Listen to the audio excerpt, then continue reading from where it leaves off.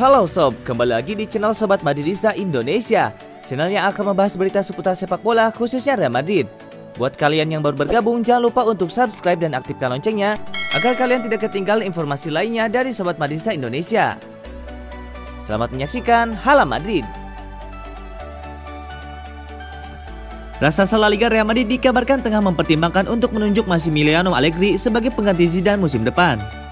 Zidane sedang menjalani masa keduanya sebagai pelatih Real Madrid. Sayangnya ia tak sesukses seperti di masa pertamanya. Sejauh ini ia gagal membuat Real Madrid tampil konsisten.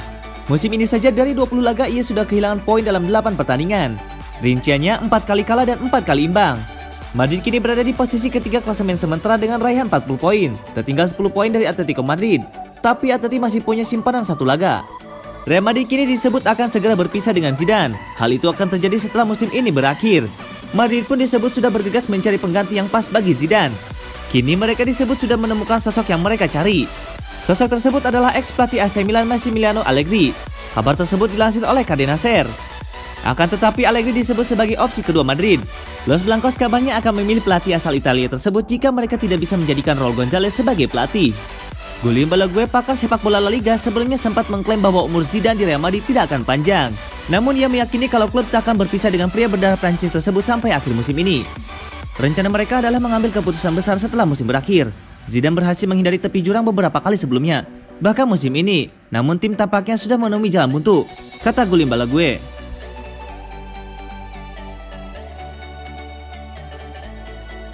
Kabar cedera terbaru Eden Hazard jadi pukulan telak untuk Real Madrid. Pemain yang seharusnya jadi superstar baru justru sibuk dihantam cedera kambuhan dan membuang waktu untuk pemulihan. Hazard sebenarnya baru pulih beberapa bulan lalu. Seharusnya dia tancap gas membantu Madrid. Nahas, Hazard kembali dipaksa menepi sampai 4 pekan ke depan. Cedera terbaru ini pun dikomentari oleh dokter timnas Belgia Christophe Sass. Dia tahu kondisi Hazard saat ini mengkhawatirkan. Situasinya sulit, tidak mudah pulih dari cedera Hazard. Sass tahu betul kondisi Hazard dan dia tahu bahwa Hazard kembali diserang cedera yang sama. Inilah yang membuat situasi semakin sulit. Cedera yang sama kambuhan berulang kali tidak benar-benar pulih. Kami masih menunggu detailnya dan ingin tahu lebih, tapi jelas bahwa itu mengkhawatirkan. Cedera di tahap musim ini tidak terlalu mencemaskan untuk Euro nanti, bahkan masih ada periode istirahat. Namun kasus Eden berbeda. Ini cedera lama yang kambuhan lagi, situasi kronis yang selalu berakhir keliru. Pertama pergelangan kaki, lalu cedera otot. Semuanya sangat buruk, kata Sass dikutip dari Gol.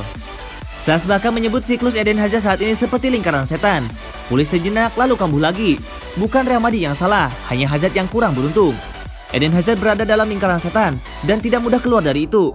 Yang terjadi pada otot-ototnya sungguh mengganggu, kata Sass.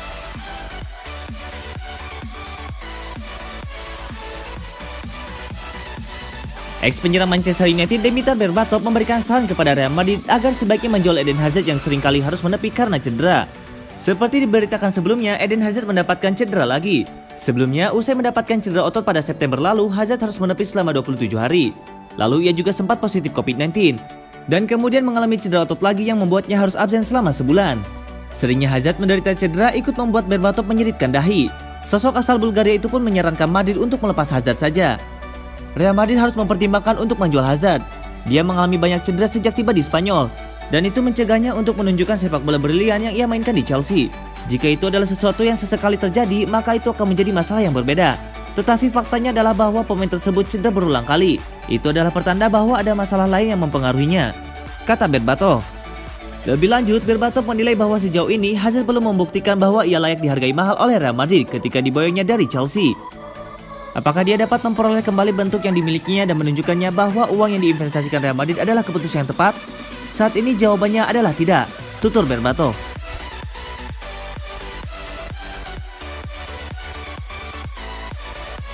Bek Barcelona Gerard Piqué mengklaim Real Madrid selalu diuntungkan oleh para wasit, betapapun profesionalnya mereka.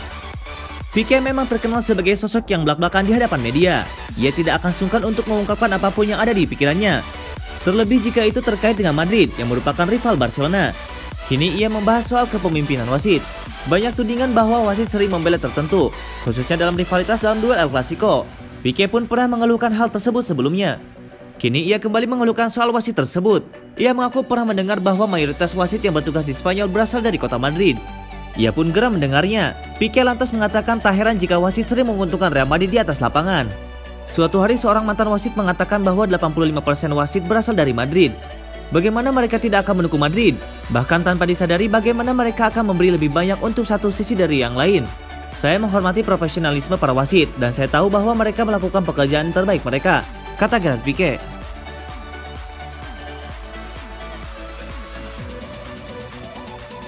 Real Madrid menjual Theo Hernandez ke AC Milan pada musim panas 2019 lalu. Saat itu Madrid melepas pemain berposisi bek kiri tersebut dengan harga 20 juta euro. Theo Hernandez sempat masuk dalam rencana jangka panjang Real Madrid. Pada musim 2017-2018, dia masuk ke tim utama dan mencatatkan 13 laga di La Liga dengan 10 kali sebagai pemain inti. Madrid kemudian meminjamkan Theo Hernandez ke Real Sociedad pada musim 2018-2019. Saat itu Madrid ingin Theo Hernandez mendapatkan menit bermain yang lebih banyak dan mengembangkan bakatnya. Theo Hernandez sendiri tampil bagus di Sociedad. Dia bermain secara reguler. Theo mencetak 1 gol dari 24 laga di La Liga. Aksi Theo di Real Sociedad kemudian membuat banyak klub top Eropa tertarik untuk membelinya. Namun Real Madrid di bawah asuhan Zidane justru tidak tertarik pada potensial Theo. Zidane lebih memprioritaskan Marcelo di posisi bek kiri. Selain itu masih ada nama Ferland Mendy yang dibeli awal musim 2019-2020 lalu. Dikutip dari El Chiringuito, tidak semua direksi Real Madrid setuju dengan penjualan Theo. Mereka bingung dan marah dengan keputusan ini. Sebab dengan harganya yang terlalu murah, Theo dinilai bisa jadi pemain penting di masa depan. Sebagai informasi, Real Madrid membeli Theo pada 2015 lalu dari Atletico Madrid dengan harga 30 juta euro. Kini sebagian direksi Real Madrid menyesal dengan keputusan menjual Theo. Apalagi performa Marcelo mengalami penurunan yang cukup signifikan dalam 2 musim terakhir. Theo sendiri bermain sangat apik sejak pindah ke AC Milan. Dia segera menjadi pilihan utama yang membuat Ricardo Rodriguez harus pindah ke klub lain karena kalah bersaing. Pada musim 2019-2020 lalu, Theo Hernandez mencetak 6 gol dan 3 assist di Serie A. Dia menjadi salah satu bek paling rajin yang mencetak gol di Liga Top Eropa. Performa apik Theo Hernandez berlanjut pada musim 2020-2021 ini. Pemain 23 tahun itu menjadi pilar penting bagi AC Milan. Produktivitas Theo pun tidak menurun. Dia mencetak 4 gol dan 3 assist di Serie A.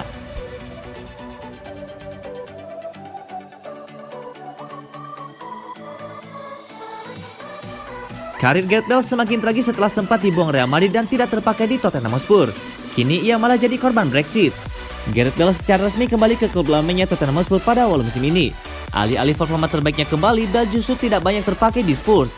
Musim ini penyerang 31 tahun itu bermain sebanyak 15 kali di semua kompetisi untuk Tottenham. Dari 15 laga itu, Bale hanya mampu mencetak 4 gol dengan masing-masing 1 gol di setiap kompetisi yang diikuti oleh Tottenham. Selain itu, Gareth Bale juga kerap turun sebagai pemain pengganti dibandingkan starter. Kondisi tersebut membuat karir Gareth Bale di dunia sepak bola sepertinya makin berjalan tak sesuai dengan keinginannya. Apalagi Spurs sepertinya sudah menunjukkan itikad tidak akan mengambil keputusan kontrak permanen bagi Gareth Bale. Dilansir bolasport.com dari Marca, Bale pun dipastikan akan kembali bermain untuk Real Madrid pada musim depan. Masalah baru muncul lagi terkait kuota pemain non-Uni Eropa di Real Madrid.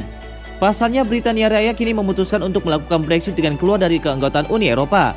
Keputusan tersebut membuat Wales, Irlandia Utara, dan Skotlandia juga tidak menjadi anggota dari Uni Eropa lagi. Alhasil Bale pun harus bersaing dengan pemain lain yang berasal dari negara non-Uni Eropa. Saat ini setidaknya ada 5 pemain lain juga yang memperebutkan 3 slot pemain non-Uni Eropa di Real Madrid. Kelima pemain tersebut adalah Vinicius Junior, Rodrigo, Eder Milito, Reiner Jesus, dan Takefusa Kubo. Peluang Bale untuk mampu bersaing dengan kelima pemain tersebut pun bisa dibilang sangat kecil. Satu-satunya jalan paling aman bagi rekan Cristiano Ronaldo itu adalah pergi dari Real Madrid dan mencari klub baru. Namun dengan gaji sebesar 34 juta euro per tahun yang dipatok Gareth Bale akan sangat sulit untuk menemukan tim baru.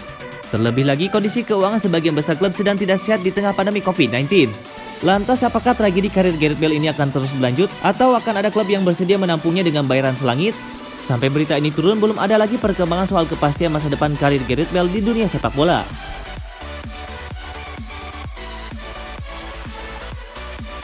Juventus dianggap sebagai pengagum kuat David Alaba. Namun laporan lain terus menghubungkannya dengan kebinaan sang pemain ke raksasa Eropa lainnya. Menurut laporan Marca, pemain berusia 28 tahun itu memiliki kesepakatan dengan Real Madrid. Dia akan berusaha untuk bergabung dengan juara La Liga tersebut pada akhir musim ini. Kabar ini tentu saja menjadi pukulan bagi Bianconeri.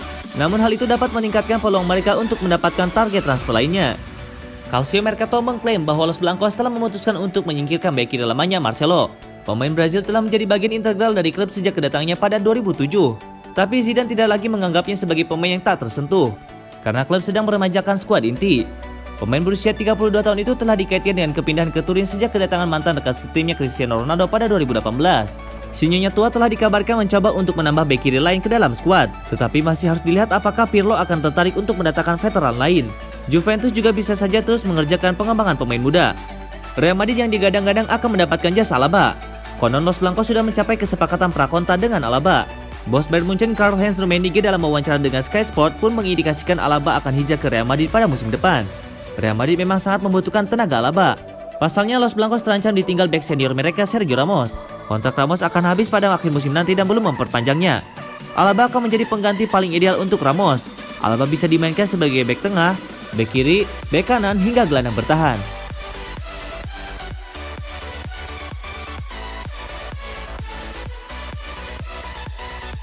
Kepulangan Karim Benzema ke Olympique Lyon diklaim tergantung dari hasil yang dicapai Real Madrid pada musim 2020-2021. Pintu keluar Karim Benzema dari Real Madrid tampaknya terbuka seiring kontraknya bakal berakhir pada musim panas 2022.